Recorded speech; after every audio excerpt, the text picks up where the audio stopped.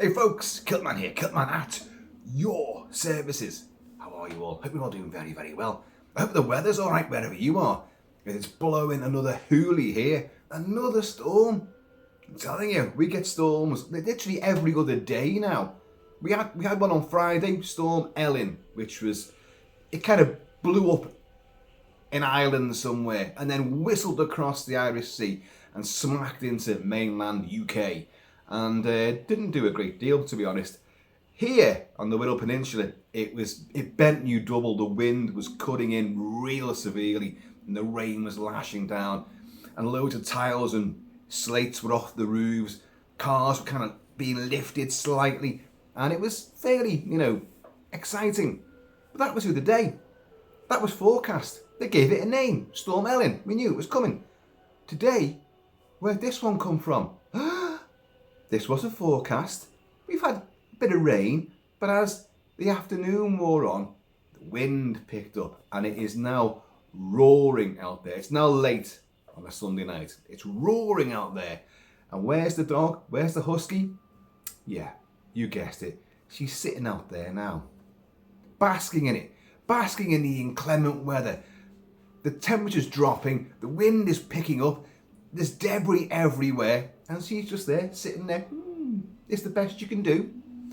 So, if you see things start cascading through, because the back doors are open, so things could come whistling through at any moment. A husky could get blown through, howling all the way probably. Anyway, folks, this is going to be a very, very brief video. And it was something I meant to do yesterday, but stuff got in the way. And what it is, you may have noticed a plethora, a veritable plethora, a smorgasbord of alien merchandise surrounds me. And it's because I had a discussion yesterday with a good friend of mine and a Super Channel contributor, Paul Ike. We were talking about, well, he found in his attic, in the loft, sorting things out, the old Jaws game from the 70s. Jaws, yes, Jaws. And there was a game like Buckaroo. I was going to say Buckaroo Banzai there, that's the film. But it was like the shark and a hinged jaw. You had a little hook and you were meant to fish out all the items that were in this plastic great white's mouth. And at some point you were going to pick something like Quint's remains. The jaw would go, and you'd be caught. And when you're like 5 or 6 years old, that's kind of exciting. Now it's a bit of nostalgia. I had that when I was a kid. I had Buckaroo as well. I actually thought Buckaroo was more exciting because at least it held things. Because it was a kicking mule, wasn't it? So you picked the wrong thing off the saddle and suddenly its back, its arse end would fly into the air. It'd kick its legs and all the stuff would go flying everywhere. A bit like everything flying around the Wirral Peninsula right now in this hullabaloo. But I mentioned, oh yeah, well, I had that as well. And when I was a kid, I had that Alien Target game, which he didn't remember. So I sent him a picture of it. I haven't got it anymore, sadly. And the whole point of this video is to talk about the merch that came out at the time, 1979, when Alien Ridley Scott's seminal classic came out. It came out in September, it was released in the UK. But that Christmas, it was the Christmas of Alien. And I had everything. Everything. I had model kits, some bigger than others, some which were articulated, some which glowed in the dark. A lot of these were Japanese made things, and some were very flimsy. Some very famous ones. There's an 18-inch Kenner doll of the Alien, which it's going for like crazy, insane money now, because it got recalled because it wasn't fit for purpose. The spines on the back of the xenomorph kept coming off. The hands kept coming off. It was a bit too fragile. Plus, apparently, parents complained about it because it was frightening the kids. What are you doing buying an 18-inch alien xenomorph with a double mouth for kids? What are you doing that for? Well, we shall discuss. Now, Alien wasn't the first film to have a mass marketing merchandise juggernaut for it. Jaws had it earlier with reprints of Peter Benchley's novel, t-shirts, posters, magazines, the Jaws game, lots and lots of stuff, lunch boxes, flasks, you name it, it was coming out, for Jaws. But Jaws was a PG rated movie, or certificate A in the UK. And then you had Star Wars, which Star Wars is the one which apparently started the whole marketing and merchandise. The Huskies just crawl themselves back in there. Oh, had enough now. Oh, not windy enough for you. Hold on, folks. I'm going to go and shut all the outer hatches right now. The airlock.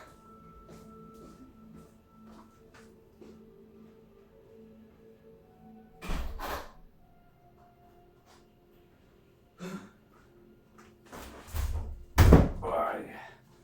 That's better. It's lashing down out there as well.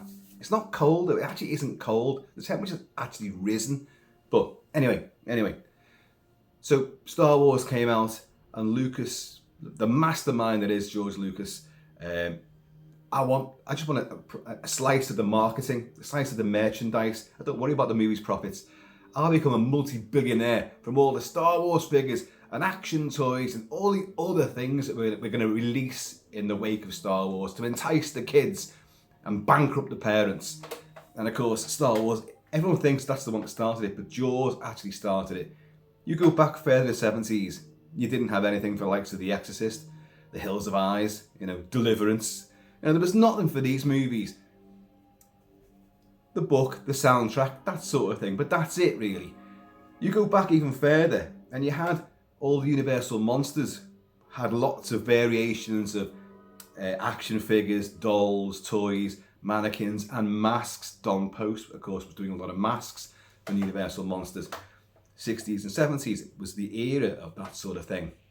And of course, that's come back round full circle now because everyone's buying horror masks because their trick-or-treat studios are knocking them out the park, aren't they? But it took Jaws and then Star Wars to do it. And then Close Encounters and Star Trek the Motion Picture. They had figures lined up for Star Trek the Motion Picture. I know because I had them all. And other stuff like poster magazines, that kind of thing. Making of books, that sort of thing. And Alien did it. And Alien was an X-rated movie. And why were they doing this mass marketing? You had poster magazines, you had a making of book, you had the photo novel. I'm going to show you these things. You had the heavy metal comic graphic novel version of it. You had the paperback Alan Dean Foster. It's there, it's right there. That's the original copy as well. It says on a little flash illustrated edition because it's got like a few pages of colour photos in the middle of the book. I don't recall there being one that didn't have illustrations in it. Someone out there will probably remember that and go, oh, no, that's the one I got. Didn't have the pictures in the middle of it. But this game, this Target game, made by Kenner, I believe. Now, I had this Christmas Eve. I was in the attic. My bedroom was in the attic. In the old KILT mansion. Not this one, but the house I grew up in. And I was up in the attic. And Santa, looking rather like my old man, big kilt papa, was dragging stuff up the stairs and setting things up. Right, because a big room, it was the entirety of the house. We've got a massive attic here, which is the entirety of the house. And we have a loft, which is, you go up, there's a different flight of stairs, and you go to the loft area as well. So that's slightly lower, and it's at the back regions of the mansion house. And but I was in the attic anyway there, and so we were setting all these things up, and it'd be about, I don't know, 2 in the morning, something like that. And once he'd gone away, because I was 10 years old at the time, actually 10 when Alien came out. I slithered out of bed, and it was cold as well. No double glazing on those skylights. They were rickety things. In this weather, they'd have blown off without a doubt. And I managed to purloin all these packages, and it was books of Alien. It was posters of Alien. It was action figures of Alien. But the big thing, and he took it out the box as well, it was standing there, and it was Alien. And to me, it was life size. And I put the light on, and there was this a fantastic xenomorph with the head at an angle, and the inner mouth was coming out. It had its hands like that, and the tail was coiled behind it, made out of cardboard, but a 3D sort of stand that it was on. And there was illustrations in the background of the LV-426, the Nostromo, and all the bits and bobs were floating about there, and the backing imagery.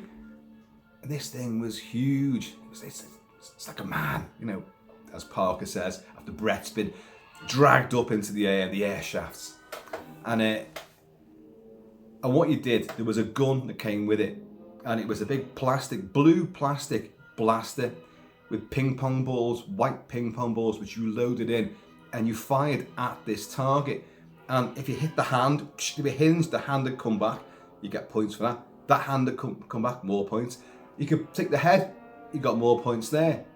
But that wasn't the bullseye. The bullseye was down here somewhere in the xenogroinage area, and like a little cavity, a little flap with a bell behind it. So if you hit that, it'd flop down and the bell would ring, and you'd be a winner, obviously.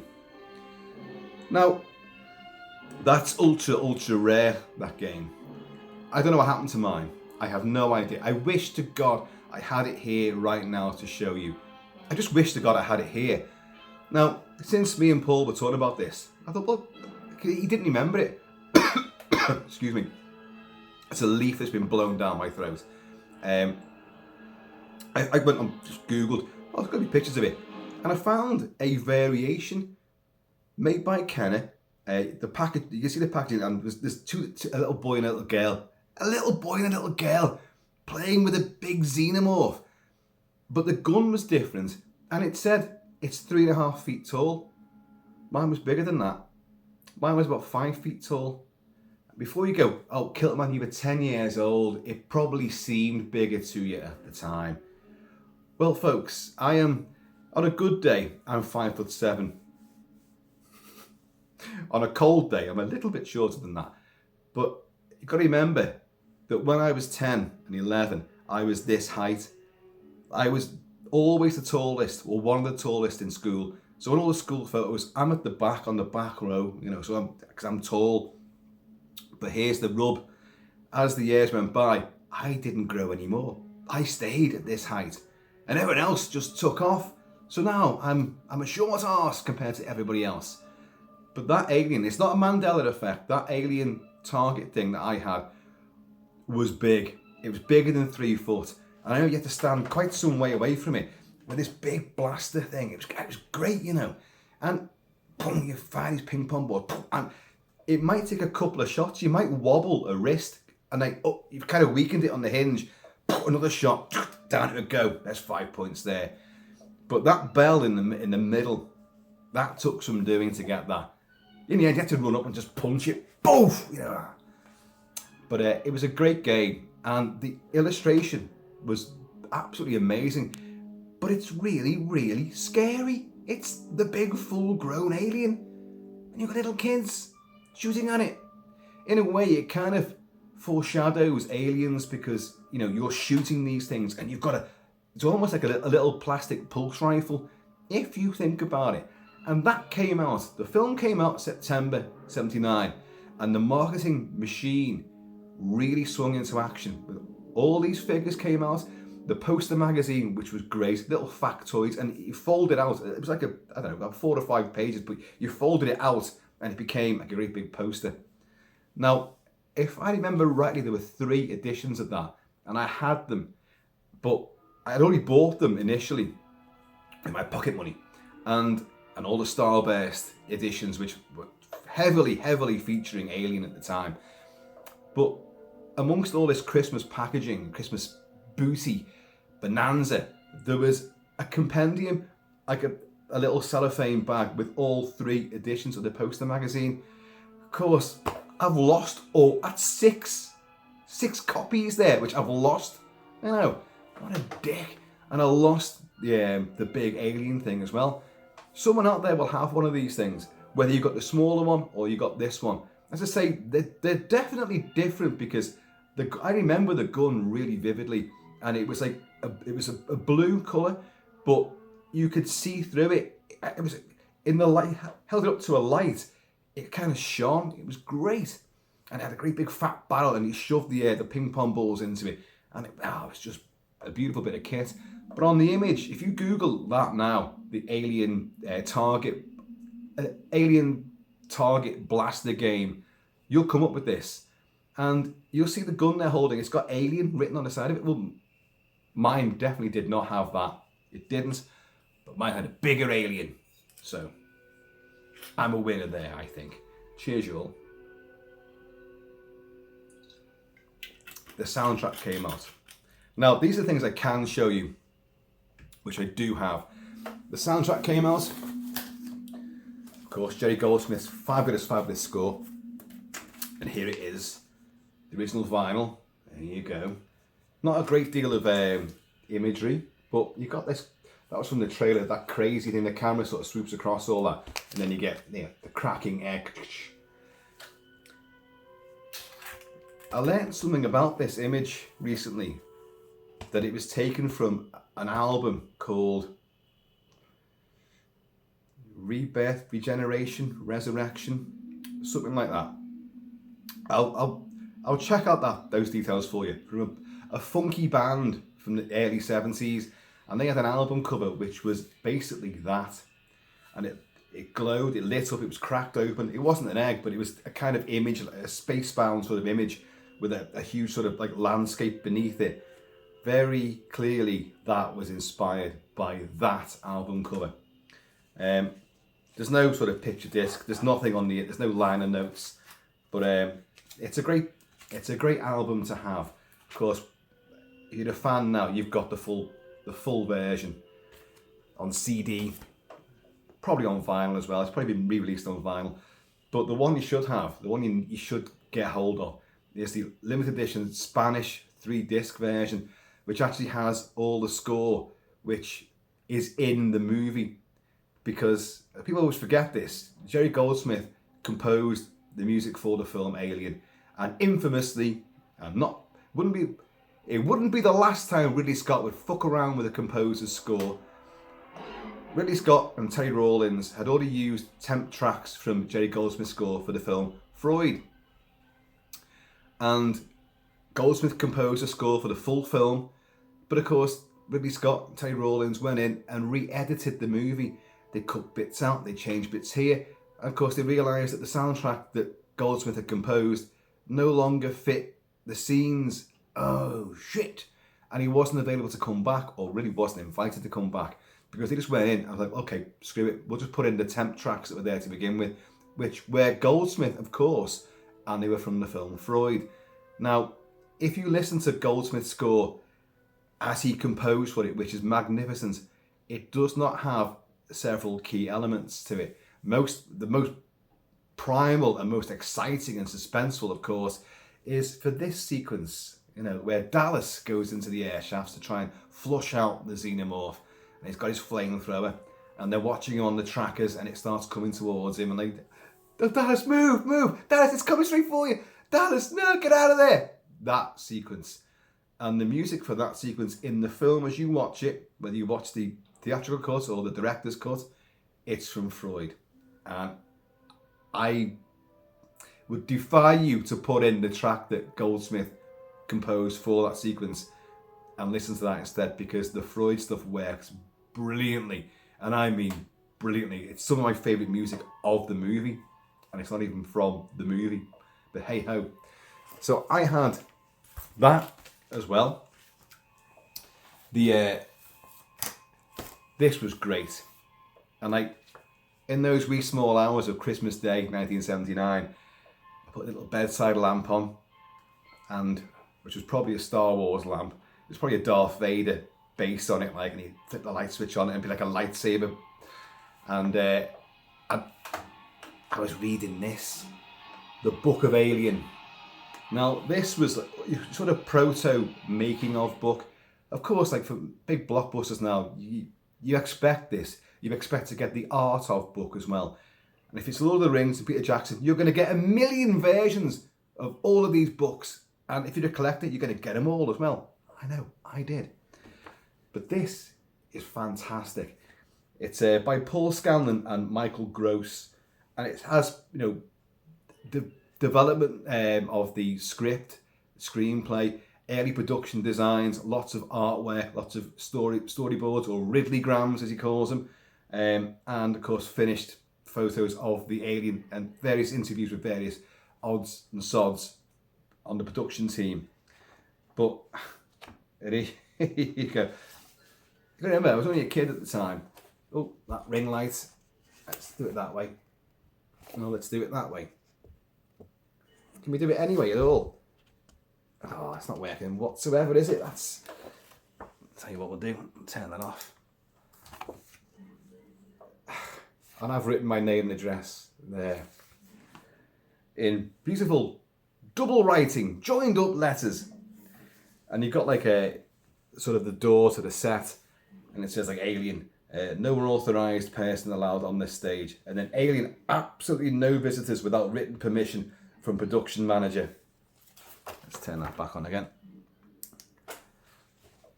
And you get all like production artwork of the Nostromo and the refinery. Ron Cobb did a lot of all this stuff. Beautiful artwork.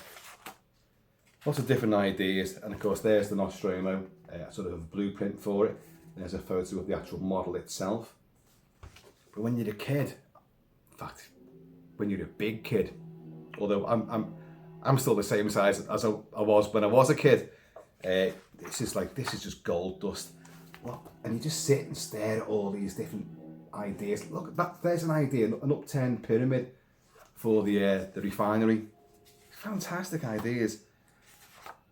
And obviously lots of production stills, and there they are putting the atmosphere suits on and about to take an ill-fated traipse across the alien terrain of LV-426 or Acheron.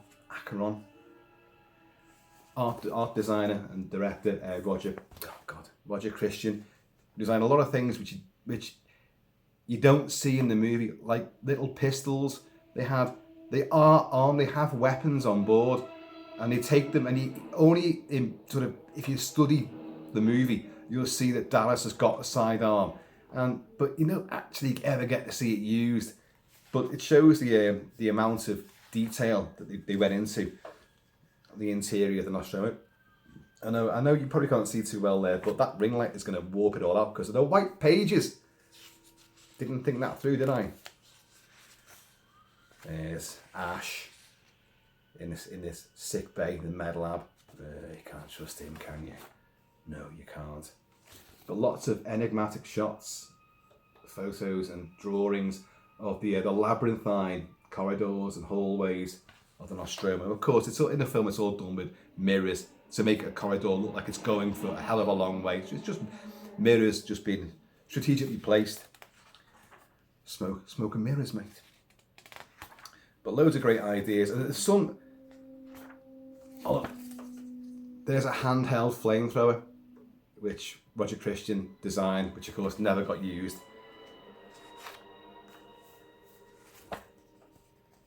There's maps and star charts, which will be on the bridge, on tables and consoles. It's just, you won't see them in the movie, but the cast know that they're there. It gives them something to look at, and it only enhances the reality of the world they're supposed to be in and the character that they're playing.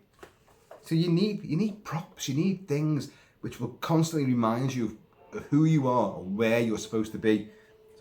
So stars of the middle heavens, just great stuff. A lot of black and white stills. The samurai sort of approach to the atmosphere suits. Probably can't see that too well. There's an airy design. So as a kid, you were like, wow, this is great. Costumes for the actual crew themselves. The sort of blue collar, working stiffs, working Joes, truckers of the spaceways, which is what the whole idea, of course. It's funny how like the old trainers that they wore, which were like really cool and hip at the time, of course, are now several decades out of date. But I know people that are going all out to try to get the actual trainers or the style of trainer that they wore on the Nostromo. That's dedication for you. So the planet itself, and lovely sort of massively gaudy full colour shots, paintings. It's meant to be a pyramid at one stage, a huge sort of almost Egyptian pyramid, which they'd have to descend into. And it'd be all like stonework and hieroglyphics. And of course you had, what's his name, works with bones and all that, created the alien. Geiger, H.R. Geiger. Oh God, it's late in the day, folks. There's a lot of ideas that he came up with. Like there's some Ridley grams there. That's where they finally see the derelict. And those huge sort of vaginal openings which they're going to have to go into. There's a good shot of it there. I keep saying shot, don't I? Look at that. And the corridors inside. All like bones, all sort of fossilized, carbonized. But there's a very distinctly female, organic side to it. It's sinuous, it's sensual, it's drippy and moist. It is. I've discussed Alien many times, and Aliens as well. But so I'm raking over a lot of the old stuff here, but you're going to find that all my thoughts on Alien, I've reviewed the film and I've reviewed different aspects of it quite a lot. Just put in KILT-MAN, Alien, and you'll get all that. But there is Geiger. I don't know if you can see him up there. There's Geiger messing around with some bones, trying to create something. And there's again another look. I mean, look at these. Yeah. And of course, what does Alien do? The Alien process, it will infiltrate and impregnate, and it'll do it to anyone, but it'll do it to a man, Kane, John Hurt. It'll impregnate him and he will give birth. So you've got male emasculation and you've basically castration as well, and he will give birth. It's really, there's a lot of subtext going on here, you know. It ain't just about an alien picking people off one by one. There's the jockey. It's jockey on the hockey. Only Brits will know what that means. And there's the camera crew filming the space jockey. So it's great stuff. And there's the jockey himself. Of course, his chest is blown outwards. I wonder what that could have been. So, lots of these sort of bone corridors and channels and things.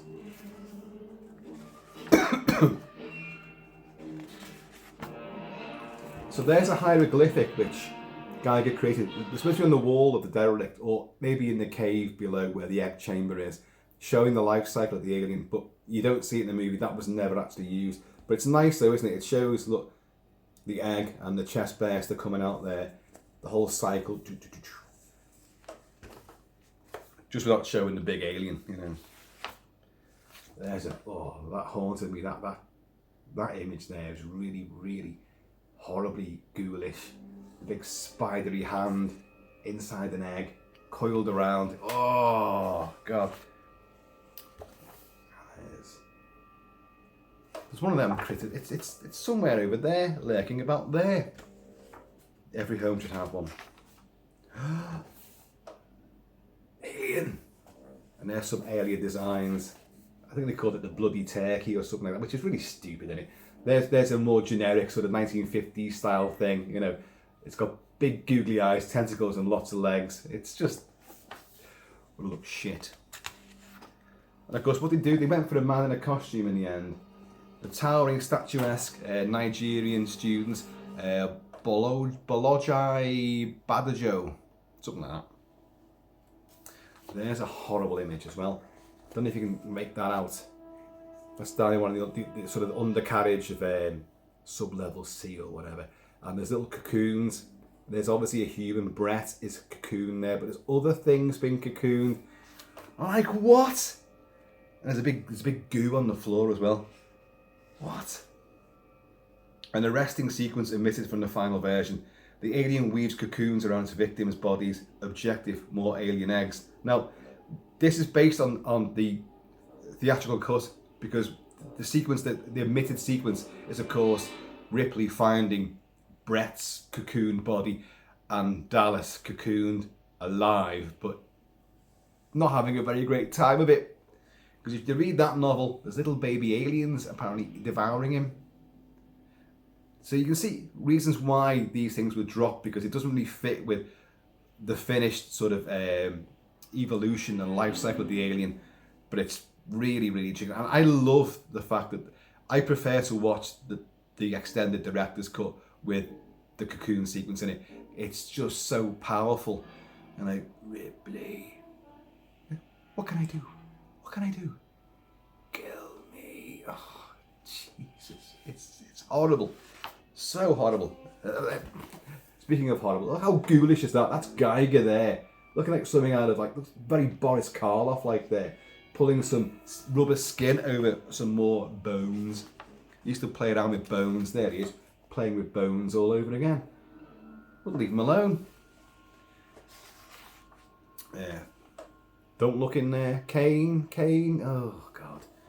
Well, I think people always stick their nose into other people's business. Well, there's something I've never seen before. A great big leathery sack. Ooh, it's opened. It's covered in goo. There's something moving in there. Oh, I'll just... And then you get that, of course. So some great pictures. Here we go. You get sort of a little colour section of the big alien itself. And you get this, when I was a kid, that shot there, that's an unusual angle taken of Brett being his head like that. And there's all blood gushing down his face. And it really bothered me, that. Because you just couldn't quite tell. You can't see what's happened. There's another shot of there's Lambert. There's the alien. He's just stood up in front of her, and she's there, horrified, frozen to the spot. I'll talk more about that scene. And there's an example of the inner mouth mechanism. And there he is, drooling away there.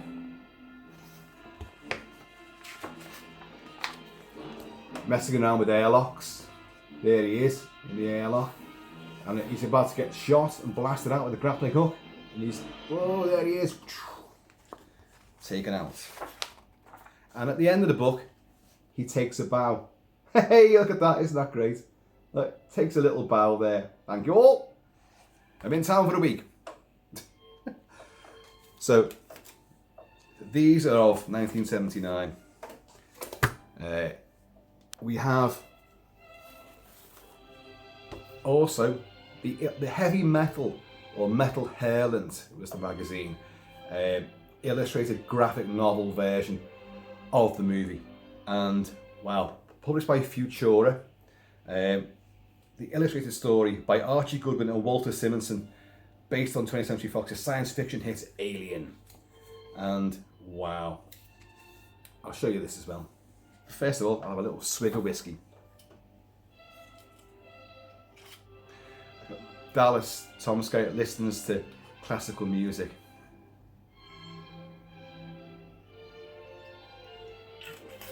But it won't help him. The one thing that's omitted from the extended cut is where he goes to speak to Mother. He's about to go into the air shafts, and he says to her, like, what are my chances? And he just comes back, does not compute. And he just sits back and thinks about it. And I always thought that was, that's really eerie, that. But and like, you know, full of ominous portent. And but that's not in the director's cut. Let's have a look at this then. So, whoa. Now we shouldn't get warped out because a lot of this will be in colour, not. Once again, I don't know if you can see that. I've done a big box with my name and address in it.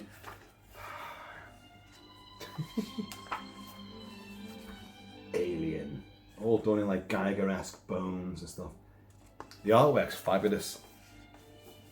And it does follow the story and the script very, very well indeed. As they're waking up from the hypersleep.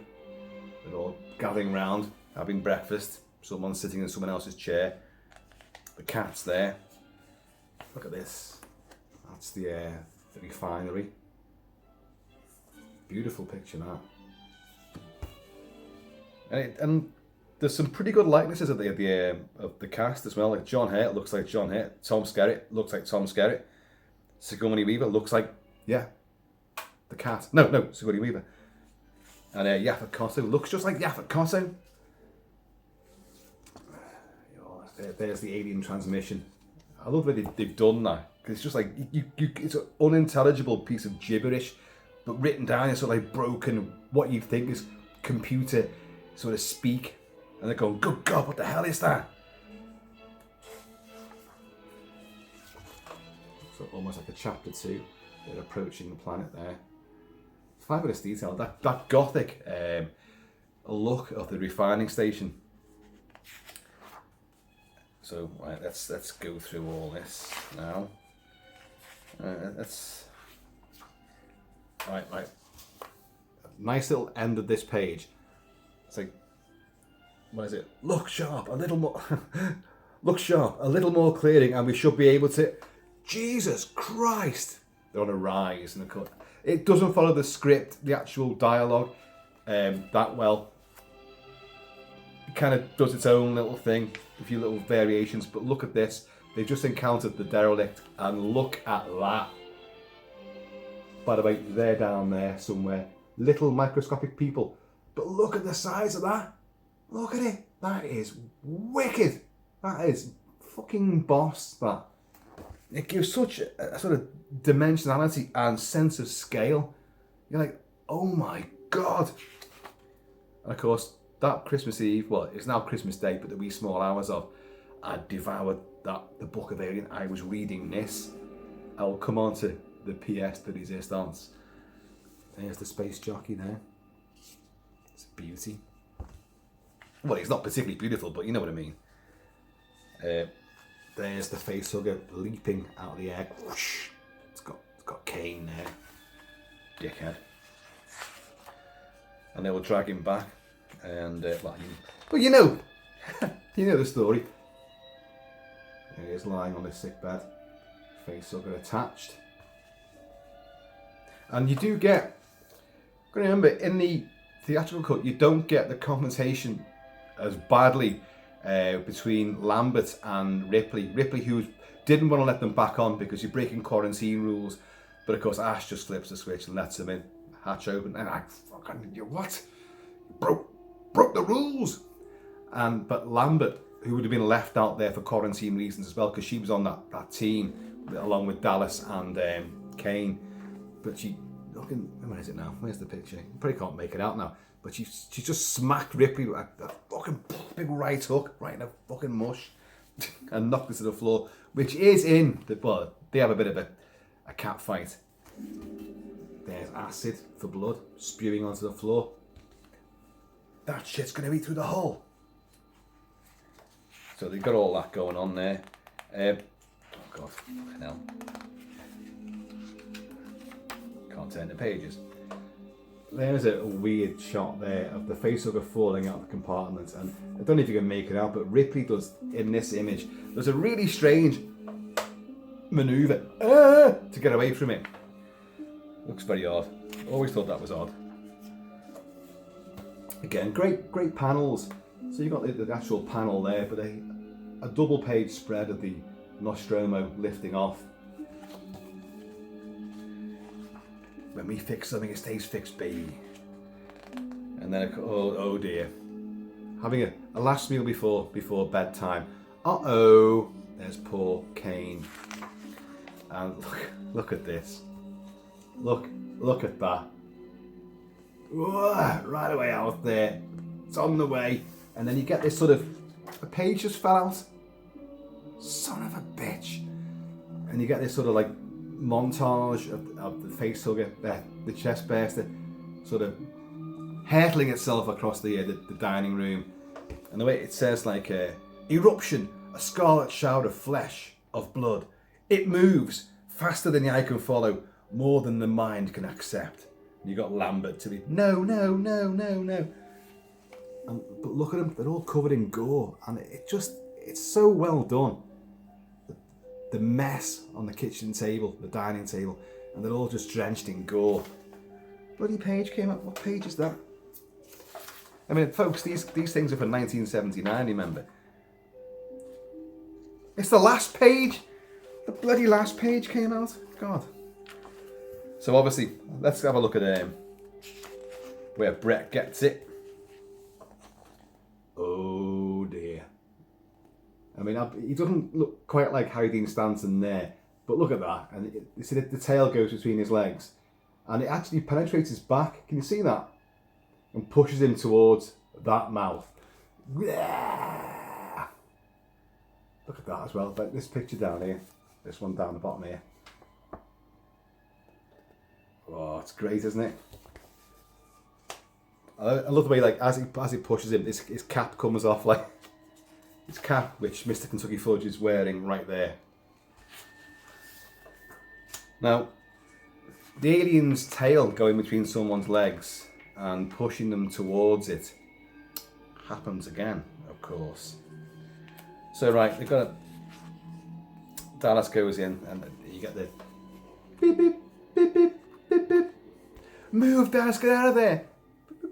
All this stuff, and he's put his hand in the alien jizz all over the girder. What's that? Actually, this is a more impressive sort of shot. I keep saying shot than what you see in the film, because obviously, you know, I want to get out of it. And he does his sprint down the ladder, and he turns the light round, and the alien just goes like that, with the sound like a train rushing through a subway station. But here, what they do in this artwork, there's little Dallas, and there's a fucking huge xenomorph coming out of the shadows. Oh no! No. It's great. Oh, and there is swearing in this. They don't shy away from the F-bombs and stuff. And you get, there's Ash smacking, backhanding Ripley. And then you get the whole dragging her off, and he throws her all over the place, and he's going to put the magazine down her throat. And then his head gets taken off, which is there. Parker like smacks him good style, and the head comes off. A robot! Ash is a goddamn robot! Right, now, here you go. They're getting the coolant canisters now, because there's only 3 of them left. Parker, Lambert, Ripley, and the cat. And they're going to do a runner in the Narcissus, you know, the shuttlecraft. There's only a crew of 7. Why would you have a shuttlecraft that only takes 3 people? There's only 7 people there. You know, you can have a slightly bigger shuttlecraft that could take all of them if need be. Then again, I suppose, what emergency would make you leave the ship in the first place? You've lost half your essential crew. There's a reason to get out of there. Or there's a acid spewing, flesh eating, chest ripping, you know, double mouthed alien bastard aboard. So you've got, right, up here, Lambert, the alien. They've discovered the alien who happened to be hiding in the same compartment. What are the chances? And like, you've got Parker doing this thing, get out of the way, Lambert, get out of the way. And then, yeah, because she can't move, he rushes it, and then it gets him. Like, he's looking into the jaws as well, like thinking, I can take that. Oh, it's gone to the mouth. Oh, look at that. Try and splurge. Now, this is the thing. Lambert, Parker, hang on, I'm coming. Ripley legs it in there. And what does she see? Okay, now this is slightly different from what you see in the finished movie. Because Parker's lying there, half his head is gone by the looks of things. And you can see, it's the husky over there. There's a pair of feet hanging there with blood dripping down, but they're naked feet. Now, there are shots which you don't see in the movie of, you see a close-up of Parker and he's just sitting there, his head's just dripping blood. But he seems to be hunkered down. If you look at the full frame of that, he's sitting cross-legged on the floor and his head's done in, and he's dead, and he's just dripping blood into his own lap. And swinging in the foreground of the shot are Lambert, Veronica Cartwright's naked legs with blood pouring down them. Now, in the attack scene, when it's just killed Parker and it turns its attention on her, the tail goes between her legs and it rises up between her legs, doing the same thing with Brett, as you saw there, and it's going to push her forward. And you hear over the speaker that horrific, blood-curdling scream and the alien noise of what it's doing. It's raping her is what it's doing. And then it hangs her body up. Scott doesn't show this though in the finished movie, in any version. But those feet, in that shot, there's an image of that sequence where Ripley comes in and sees them. Parker's hunkered down, sitting cross-legged, spewing blood out of his cranium, and Lambert's naked legs are swinging in the foreground, drenched in blood, which is dripping onto the floor, leaving you in no uncertain terms as to where that tail really went and what it really did with her. But it kind of like, you go, oh no, it just makes it all worse. So obviously there's no Cocoon sequence in this. Bit of a shame that, I'd love to have seen that. But lots of enigmatic, she's coming through a little portal there, peeping up. Has a confrontation with Mother, Mother, turn the cooling system back on, bitch. And then gets away, and the Nostromo and the refinery just go boom, and off they go. And you get Ripley stripping off as well, but then you get wishing upon a lucky star and all that, and the alien who's got into the Narcissus as well. Just no getting away from these guys, is there? And she has her final duel with it and blows it out the airlock, and then turns the engines on because it doesn't die. It's still breathing out of space, and because it's on a grappling hook, it begins to work its way back. So she just flambés the bastard. Oh, where is it now? I've turned it. It's the wrong way around. That's it. It's there. The grappling hook getting shot out the airlock, and then we get the alien gets vaporized, incinerated, and off she goes to sleep. And there's Ian in the back there. Isn't that great? Just 1 second, folks. That sodding dog wants to go out again. Roxy, you need to go out there. Come on.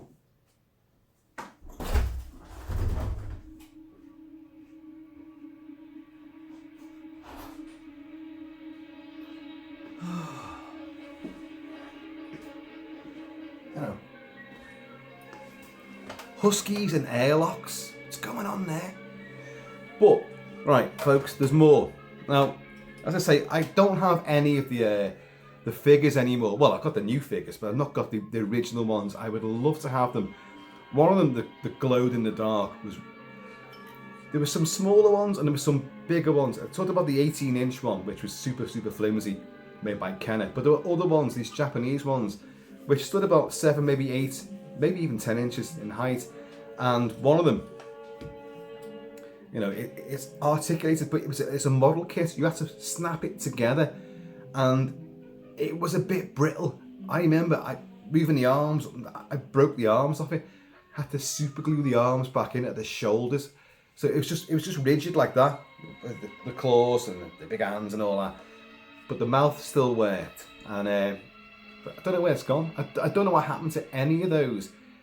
I've got many things which I had as a kid, which I've still got, like these and other toys and stuff and figures. But why the hell I would have got rid of those is unfathomable. I would never have got rid of them on purpose. I've always loved Alien. I've seen it since day one. I never would have got rid of anything deliberately. I've moved a few times, I know, but I've been around the world a couple of times. But I didn't sacrifice these things. I didn't sell them. I didn't give them away. I didn't lose them. So what happened to them? Stormy weather. Okay, now this is old as well. And really speaking, I should have put this back together, but I didn't. But this really is fucking awesome. And this is the movie novel, Alien. And you've got a new tagline here. Man has reached the stars and it may be too late to turn back. Hey! But on the back it does say Alien in space. No one can hear you scream. So we're in the same ballpark. The spectacular 20th Century Fox film, now the most dazzling movie novel, over 1,000 full-colour photos, edited by Richard J. Annabile, from the story by Dan O'Bannon and Ronald Shusett, screenplay by Dan O'Bannon. Now sadly, this dickhead has allowed this cover to come off. And yes, as a little wee kiltlet, I still put my address on it as well. And the actual first page has come away as well. Damn it. Now, I'm not going to go through all of this, but basically this is the entire movie, the theatrical cut in photos and the actual screenplay, script and dialogue. It is incredible. The quality of the photos is phenomenal. The continuation and the story narrative and the visual flow of the imagery and the different style of photos is extraordinary. You can see it, you can see. Yeah. That's the space jockey down there. Look. Now this is cool. I mean, this is still available. I mean, well, it's not being published anymore, but and people go, well, why would you want a photo novel? You've got the movie, haven't you? Oh, there's something about these. I've got a lot of these. Close Encounters, Invasion of the Body Snatchers, 1978 version. Oh God, what else? Other Star Trek ones. Star Trek 2 was ridiculous because they did it in black and white. Why? Oh, keep the cost down, I suppose. But you got lots of individual Star Trek episodes which are just glorious in photo novel versions. So they're called photo novels. This is called a movie novel. Anyway, let's get on to the bloody alien itself. Let's do some chest bursting, shall we? Oh, things aren't going too well. Hey man, this shit ain't that bad. Uh-oh. Ring light. Ring light chaos again. And they're like, what the hell? And it goes like that. And then they pull back and then it erupts. And Lambert gets a face full. There, it's on the way out. Hello. Nice to see you. John Hare acts this really well. Oh God. There it is. And then it just goes, fuck off. Right through all the... How rude. It goes through all the other people's dinners as well. So they can't, after what's happened, they can't even sit down and eat their own dinner. Oh. And Ash. Yeah. Something tells me you knew this was going to happen. So then they jettison Kane's body. And they go on the search for the little chest burster. Ain't so little anymore. Jonesy. Jonesy. This kitty crap. All like the critics of this movie. It's like it's just endless scenes of dickheads going to dark rooms on their own. Well, there's reasons for it. Yeah, there's a few cliches in there. It's a haunted house in space, but it's a little bit more than that. I said about the subtext about, you know, male emasculation and male impregnation, male rape, and male birth, and all of that, and the whole corporate corruption, and it's an inside job and all this. You can't trust anybody, and but it's not just a haunted house. You actually have got a bogeyman there who is going to pick you up one by one, and also in what doesn't get said in the movie itself, but was meant to be there, it's got a limited lifespan. So once it's, you have the face hugger, it's in the body, it then gestates, it's like a living human host, and then comes out and then grows at a hell of a rate. And its idea then, it's got to impregnate someone else, eggmosis and all this kind of stuff, which is not what's done. Aliens destroys all that because you've got the queen. It still works. It's a variation, you know. And but the alien has to get another host quickly because it's going to die. That's why it grows so rapidly, so quickly, so big. It's got to do its job and then it's going to die. Like a lot of other insects that don't last more than a couple of days. They've got a very short lifespan. They've only got one thing they've got to do. So, well, two: survive and procreate. That's it. Survive long enough to procreate. Anyway, so there's Brett chasing the cat around, finding some more, Xeno stuff on the deck. Now, in the film, you do have that enigmatic shot of the alien hanging in the chains above, which, unless you know it's there, because we all know it's there now, it's been pointed out to us by a million other people who've written books on it and YouTubers and that, like, you put an arrow to it, look, there's the alien there. But when you first saw it, you did not know the alien was there. You did not. And I'm just trying, oh, it doesn't actually show it. I don't think, you don't see it hanging in any picture here. Sorry. But anyway, the cat starts hissing at him. And he said, Jonesy, here, Jonesy. Because the cat can see the alien coming down behind him, like, and there it is. And there's poor Brett, sweaty face. And like, aliens coming down. That's the big alien head. Cat's gotten a bit fucking wild. Turns round. And you get that. The mouth, and then the inner mouth, full of all the drool, straight into his cat. Straight into his cool Nostromo baseball cap. And there you get his agonised face with blood gushing down it. And his body getting dragged up quickly. Of course, in the extended version, the director's cut, Ripley and Parker arrive just in time to see the body being dragged up, and they stand underneath the open air shaft and get spattered with Brett's blood.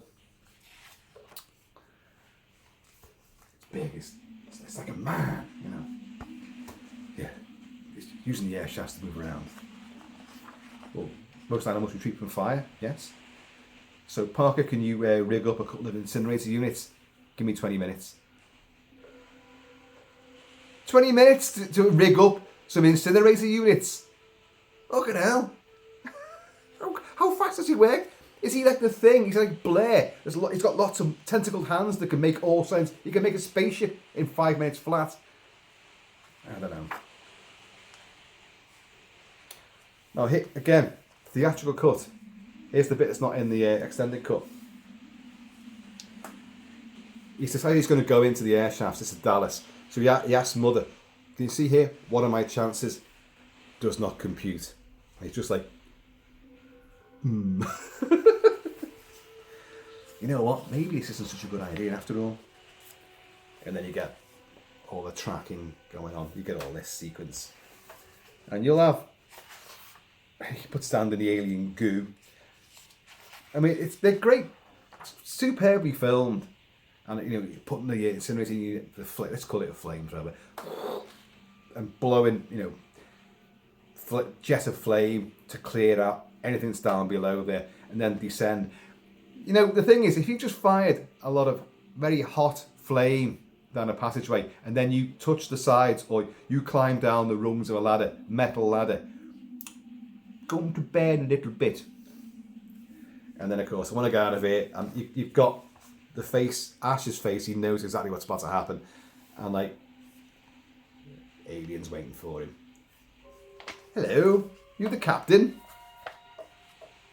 Not for much longer. So, like, yeah. Ripley goes in and asks. So, yeah, I'll go through the whole thing again. I don't need to do this, do I? I'm just showing you, like, the continuity of the frames and stills that they've used is gloriously well done. It tells the story immensely well. Now, of course, by this stage, on Christmas morning, my eyes were on stalks. The sun was probably coming up, and I'd read all the other books, and I was reading this. Wow. And then I was firing ping pong balls at the alien. Ash's spinning around and spewing all that white, the sort of white. Again, it's coolant, isn't it? It's like liquid coolant to keep his systems all working. That's the Husky slurping liquid coolant to keep air systems working. And then they put them all back together, rewire him. I can't lie to you about your chances, but you do have my sympathy. Shove your fucking sympathy. Right. And they blow up the ship. Well. So let's see. Let's just have a little look. Just there's Lambert realizing that something is in there with them. Lambert, Veronica Cartwright's a really good actress. She's excellent in Invasion of the Body Snatchers. She's excellent in Witches of Eastwick. She is truly a great actress, and she's great in Alien, but my God, they make her look ugly as hell, do they not? She looks like a man there. That's a really, really bad picture of her. But she's in shock, a constant state of shock and rage and fear. There's poor old Yaphet getting chomped. Again, Ridley Scott shies away from showing too much. Although, if you look here, there's the top of his head. There's the alien. It looks kind of fake, doesn't it there? It looks very sort of machine-like. And there's his head crunched into. That's his brains. That's a lightning fast shot in the movie. Lightning fast. But here they've gone, oh no, we're going to show you that. It's not massively convincing. It's clearly like a fucking watermelon, isn't it? You know, look at that. But there you go. There's the alien turning its attention on Lambert. There's Lambert there. There's the tail moving between her legs and then rising up. It's going to push her. Well, it's going to. Well. Now look. Parker. Lambert. Oh no. There is Parker sitting there. Well, you can't tell he's sitting there, but he is. He's sitting cross-legged and he's pissing blood from his head. And what you can't quite see there, I'd like to think that was one of Lambert's feet moving across, but that is not a very humanistic shape, is it? But just in that same frame, if you move further back and he's sitting sort of in the distance a bit, in the foreground you will have her legs be swinging there, naked and drenched in blood. And it's a really shocking thing. In the film, you do see the beginnings of something, but you can't tell what it is. So, I'd love to have that bit, the version that has that in that sequence. So anyway, yeah, she turns a corner and the bloody thing's there, bathed in that eerie sort of blue light. Then it is like staring at the cat in the air, poor Jonesy in his cat box thing. All the countdown, she's getting away, and there's the countdown there. 7, 6, 5, 4, 3, 2, 1. Oof, oof, oof, oof, oof. And you get this big, massive sort of 2001 style light show, which is great. And then, of course, I got you, son of a bitch. No, you didn't, because I'm here with you, girlie. So we got the strip show, the Sigourney Weaver strip show, and little Sigourney Weaver bum crack there. At this juncture, I'll have another swig of whiskey, and I'll just say that I don't believe a fucking word that Ridley Scott says about, like, oh, she refused to shave her pubic hair. So we had to have someone, because this was pre-digital age, so we had to have someone go in frame by frame and manually remove pubic hair from above her knickers. Bullshit. Bullshit, Sir Ridley, you lying sack. I'm not having that at all. As if he did that. I don't believe it. There's a lot of Ridley Scott shit I don't believe. I love Ridley Scott. Alien, Blade Runner, Gladiator, Black Hawk Down, Kingdom of Heaven. Awesome filmmaker, but also a shitfest of a guy to work for, and an absolute cheeky, arrogant swine.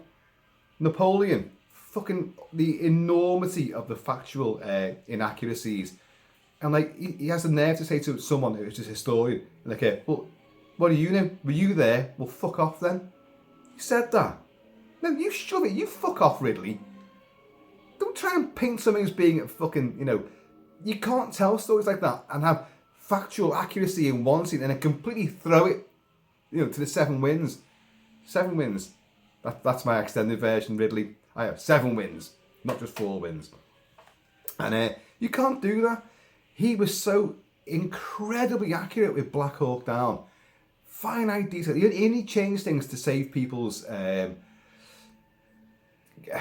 not hurt people's feelings, because a lot of horrible things really happened during the incident of Black Hawk. That I know all about that, and he kind of toned certain elements down, and the concessions he made to tell the story, a bit of narrative in the story, for filmic reasons, is perfectly valid.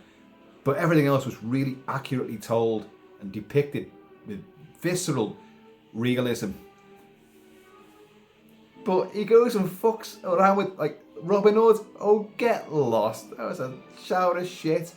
And Napoleon, get the fuck out of here. I really don't think the 4-hour cut will change a great deal of the actual narrative of that movie. But hey, you know, and before you ask, I have seen it now, and I know I didn't like it.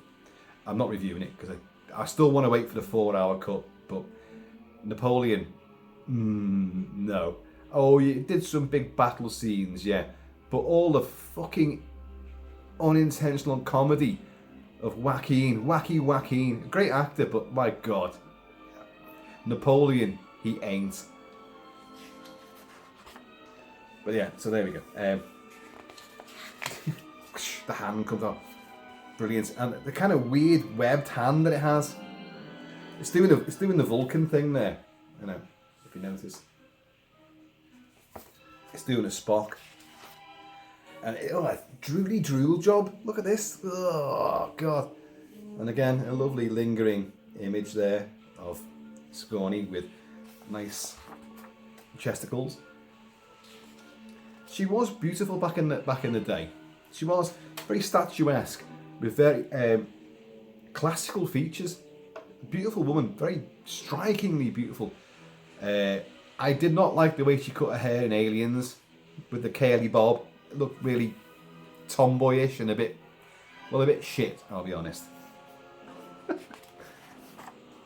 You are my lucky star. Lucky. As it comes around the corner right at her. And she's using the gas to somehow eject it from its hiding place amongst all the pipes. And then there it is, fires the grappling hook. Boof! Out you go! But of course, Mr. Zeno, because the grappling gun flies out of her hands and wedges the door open as well. What are the chances, eh? So of course, he springs back, doesn't he? Bounces off the hull of the Narcissus, the shuttle, and then begins to work his way back. But nah, got other ideas. You're right in front of the engine, you daft sod. So, instead of like, punch it Bishop, it's punch it Ripley. Flambéed. And there she is. She is a strikingly beautiful woman in this movie. And in The Year of Living Dangerously with Mel Gibson as well. I'm going to go and shut that fucking door again now. God.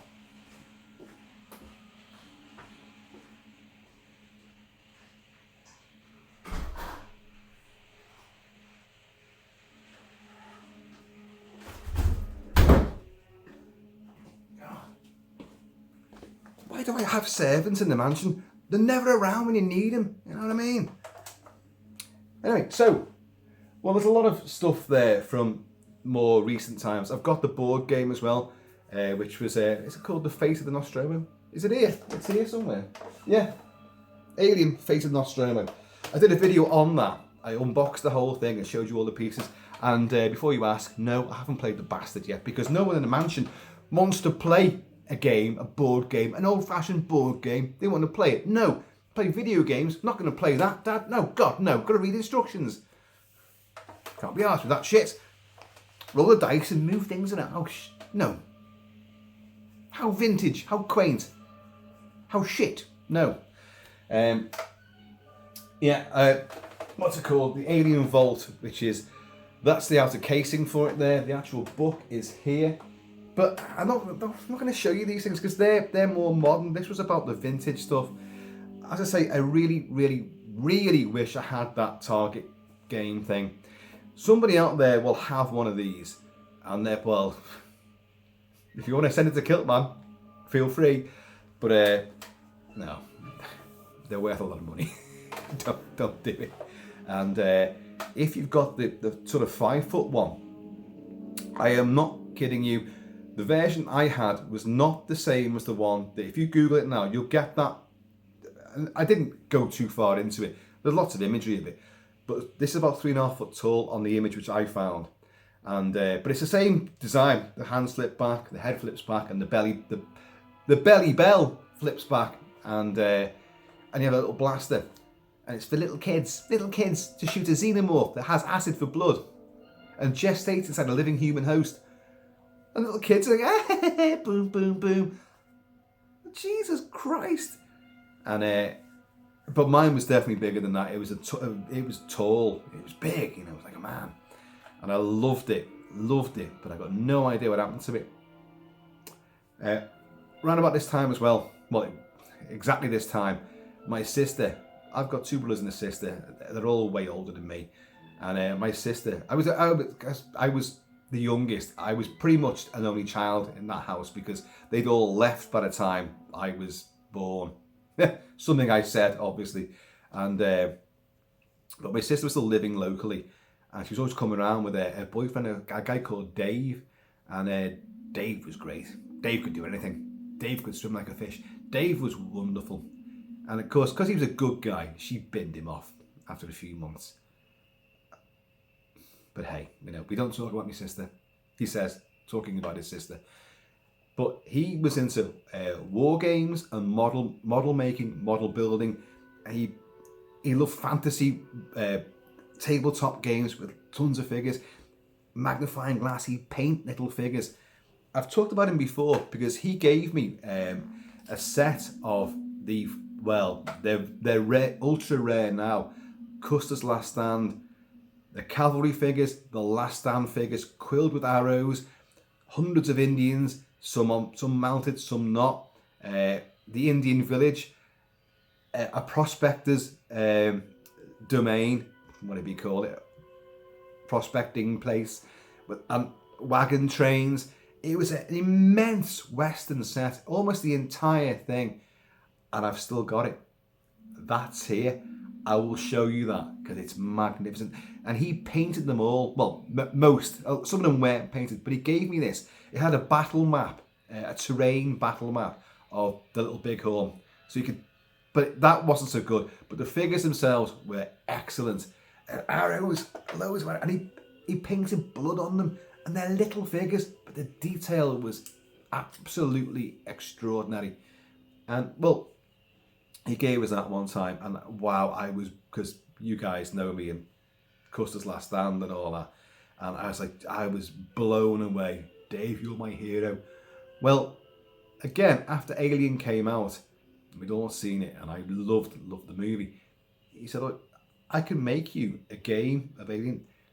Before that came out, The Fate of Nostromo, before we got the targeting thing, he made a board game, and he made the figures of all the characters out of plasticine, but he used whatever he did, and they were about that big, the figures, and they looked amazing. He had the exact colour of their costumes. He did the alien as well, and oh my god, and it was like a dice sort of game. I actually can't remember playing the game itself, but having the figures on the board that he made. And I remember he put them in the fridge, or the freezer, I should say, the freezer for a while, and then he painted them all, and he put them back in the freezer again. And it was a process for hardening plasticine to make it into a proper, hard, robust, strong figure. But the detail on the face, the headband on Parker, everything, the arse crack on Ripley. He even gave her pubes. No. But it was amazing what he did. Little flamethrower units as well, little trackers. The cat did everything. Fantastic. What happened to all that stuff? Again, don't know. So, but we kept that in a box, all the figures, and we had the board that he created, which was the Nostromo, all different corridors. That's the kind of mind he had. He was really good at this. And of course, she binned him off, and I was heartbroken. Where's Dave? Bring back Dave. Who's this other guy you've got now? Oh God. Alien, huge part of my life. I brought something else down, which I know I've shown before. I've probably shown all this stuff before as well, thinking about it, but hey, you know, we're here now. This was another movie novel by Richard J. Annabelle, who did that one. And yeah, some of you guys know what this is. And some of you guys are gonna really go mad now because, hey KILT-MAN, where's that fucking review and commentary you promised years ago for the film Outland? Yeah, I'm gonna do it. Outland inhabits, not officially, the same universe as Alien. Not officially, but it looks the same.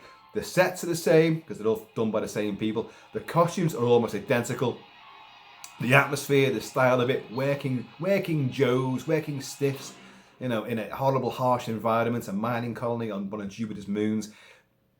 It's exactly this a corrupt company that organises everything. It's the Alien and Outland exist. They coexist perfectly. You can well imagine that this story, Sean Connery, High Noon in Space, occupies the same Weyland-Yutani universe of Alien. But look at that. Now, I have shown this before. And this is the movie again. Yes, the movie. The movie novel. Again by Richard J. Annabelle from the screenplay by the great Peter Hyams. Great director. Great Capricorn 1. But this, The Relic. Oh my God. The crime drama thriller with the best car chases ever. Busting. With Elliot Gould and Robert Blake. Oh my God. Even in space, the ultimate enemy is man. And the whole thing is very, very similar to Alien. But anyway, that's a different film and that's a different video. So that's enough of that. But folks, let me know your memories of the merch for Alien. I can know a lot of you are a lot younger, and you know you may just have, I've heard of these photo novels and these games, but I've never seen them. But they existed, trust me. I wish I had the poster magazines as well. I don't know where they went because they were great as well. And oh, well, here's the novel. Let's have a quick look at that as well. The novelisation by the ubiquitous Alan Dean Foster, who novelised every film from the 70s and 80s. He never stopped. Everything. It was done by him. I've done a video specifically on him and all the novelisations of films that I've got by him. So here you go. Again, it's Futura, who published the heavy metal graphic novel. And this is the original. Again, published, let's prove it to you all. It's not a reprint, it is published. Oh, you're not going to see it, are you? Oh, God, 1979 anyway. Right, now let's have a look at the pictures in the middle of this. Because these are quite good as well. The hypersleep. Exploring the alien world. Oh God, don't go near it. Oh God, don't go inside those huge vaginal openings. That's rich coming from me. Yeah, what's that? Space jockey? Yeah, space jockey. There's some little blurb as well. The exploration team investigates because they're going down. And, oh well. Kane looking into the egg there. Straight away, we're leaping quite some way ahead. Brett finding some of the alien skin discarded. What's it say there? Back on the ship, the creature that had fastened onto Kane appears to die. ... Until the unimaginable happens, and that's sort of a non-gory reaction to Kane's chest being burst open. Then you cut back to them going through the derelict, and it says, and the search for the ship begins. Well, that isn't an Nostromo. And then you get, again, juxtaposed pictures. Ash has just attacked Ripley. Lambert's dragging her back to safety while Parker does his thing and decapitates him. There's Ripley arguing with Mother. And in space, no one can hear you scream. Is the picture missed out here? Have I missed something out? No. Oh no. Let's put you back. Go on, Mr. Kentucky. You're anchoring this thing in. And it's a good version. It has the Cocoon sequence in there as well. So, you know. Right. One final swig of this and a final goodbye. And it'll be KILT-MAN, warrant officer of the KILT Mansion, signing off. With a bit of luck, a taxi will pick me up and take me to Liverpool. Although maybe once this storm's stopped.